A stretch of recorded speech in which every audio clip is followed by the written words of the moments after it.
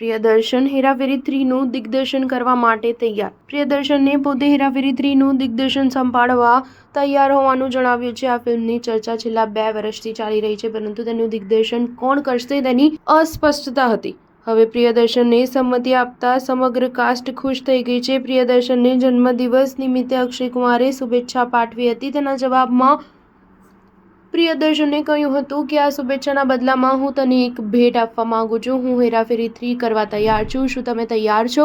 પ્રિયદર્શને આ પોસ્ટમાં સુનિલ શેટ્ટી અને પરેશ રાવલને પણ ટેગ કર્યા હતા. અક્ષયે વળતા જવાબમાં લખ્યું કે તમારા જન્મદિવસે મને મારી જિંદગીની સૌથી ઉત્તમ ભેટ મળી છે. ચાલો ફરી કરીએ હેરાફેરી. પરેશ રાવલ અને સુનિલ શેટ્ટીએ પણ જવાબ આપી પોતાનો આનંદ વ્યક્ત કર્યો હતો. સ્ટાર ન્યૂઝ 7 હંમેશા સચ્ચાઈની સાથે.